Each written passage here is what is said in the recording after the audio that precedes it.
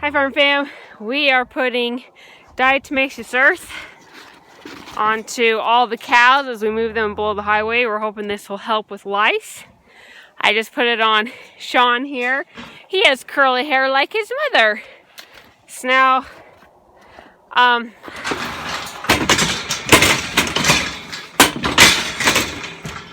he's not very happy. I'll let him out. It's time for him to go, then we'll get the next one in. I forgot my tripod. My bad. So kind of how we're doing this is Stan is getting the cows up there and he brings them down. He backs into this opening here and we open it up, and then the cows come into here, and then there's this door, well, not door, this gate right here. It's on the panels right now, but it swings close, and you see, I don't know if you can tell, see how this curves here?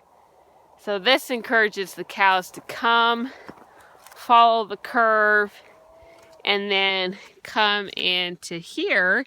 And this is wide enough so they don't, so it encourages them to come in, but small enough that they can't turn around in. And then right here, they put their head right here, and it closes this and locks it here, so it just catches their head. And then from here is where we put the dirt, the diatomaceous earth on their backs and necks and stuff. And then you push, this is so weird. We think they did this backwards. You push this forward to let them out, where it's more intuitive to bring it in to yourself, so like to bring it this way, but instead you push it out. I don't know. Both Stan and I think it's weird. It's made me make a couple of mistakes, but he's fine. We were hoping to finish today. Don't think that's going to happen. So, well, I think Stan's getting one more load, and then yeah, let's come back with another load, and then probably finish tomorrow. If I would have had my tripod with me, I could have shown you kind of more what we're doing, but I left it. I guess I could ask my mom to bring it. Oh well. Maybe tomorrow if we don't, which I don't think we'll finish today. Our biggest problem that we've had is, so we put this bale here, so we split them up, so the beef cows are on that side, and then everyone else is on this side, mostly the ones that we're going to breed. And this is covering such a huge area. We didn't have enough wire and enough insulator posts to do everything that we need to do. Nice, pretty sunset. Until we thought we'll get what we need to, like the basic setup, and then when we move everyone down, we'll clean it up there, then use that. And if we don't finish today, that's not exactly going to work. But there's just one spot we have to get. So we do not want them going north right now back to the house because of how the fencing is over there. And guess what they kept trying to do? Go north! Oh, it's like the one place, like they have so high. There's so many places they can go. And they kept trying to go north. I was like, what are you doing? So I had to get on the four-wheeler and cut them off and bring them back. I think 4 or 5 times now. A little annoying, but it's kind of fun chasing cows on the four-wheeler. So finally they figured out, because they're thirsty, which is understandable. And normally when we move them, we have the water close by. But in winter, it's just different. And maybe if it's still light enough after we finish this out, I'll take you down and show you what we're doing for water down there. It's pretty cool what Stan's done. And so they finally figured out that water, well, I don't know if they figured it out, but they're starting to go west. And that's where the water is. So most everyone's gone down there. And cause they're starting to eat snow, which is fine. They can eat snow. But there's just not a lot of moisture right now in this snow. It's very powdery, so they aren't getting a lot from it. So back home, we did not finish all the cows. We got about a little over halfway done.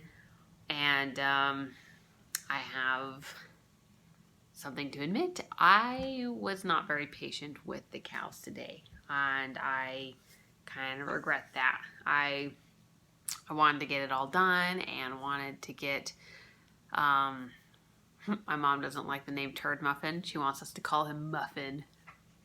I just call him Turd.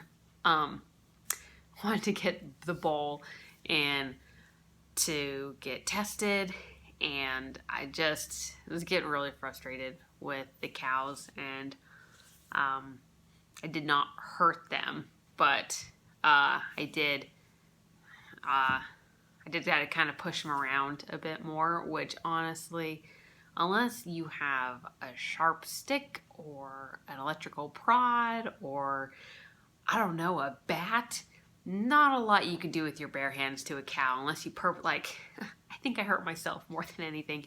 Really, the thing that really I guess one of the things that set it off is I dropped in behind Jane to kind of push him, and I should have known better.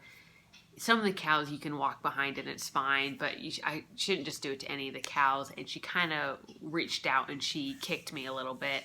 Not too hard. I probably won't even get a bruise from it, but it was just more an emotional pain, and I was just really frustrated, and so I was just being a lot more pushy and bossy and frustrated with them than I should have been. And so not perfect.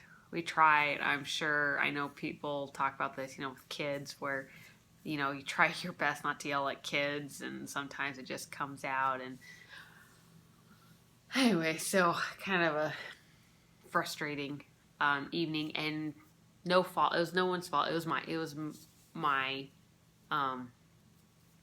all me. That's I just should have just taken my time. And once I really just accepted that and stepped back, things went a little smoother. I just, because I showed you how the cows were supposed to go into this head catch. They push in and then it catches them there. And once I just realized, the cows don't have to go in there. That's not the point of what we were doing. The point was to get this, this special dirt on them to hopefully help with lice.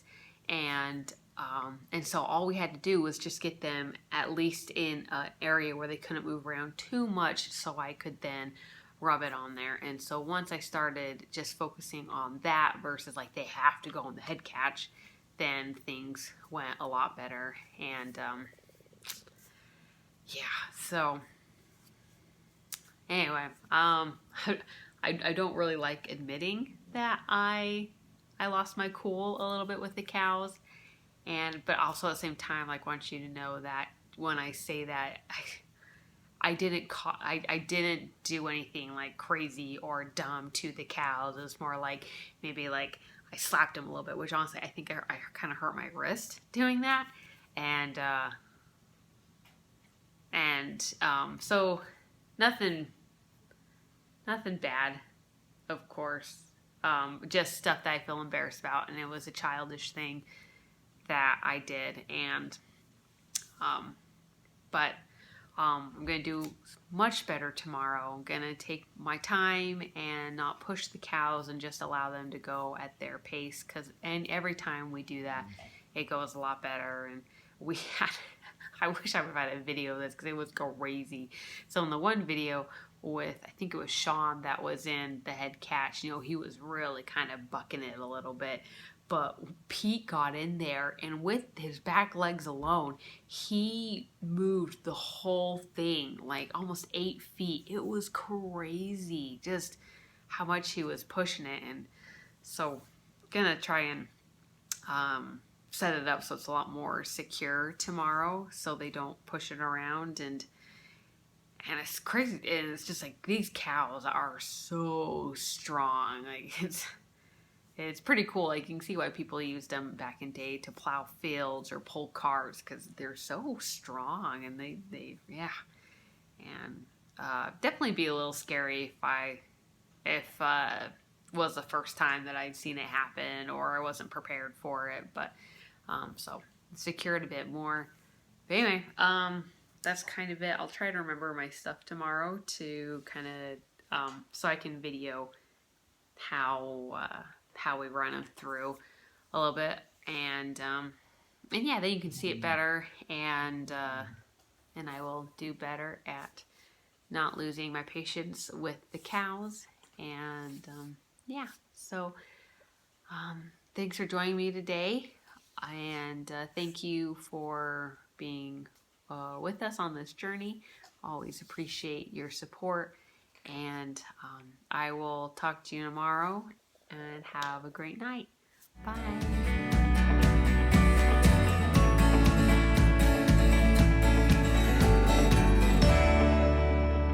Moving the cows from above the highway down to here. Looks like that Bella Hay's making a good itching post. Yeah.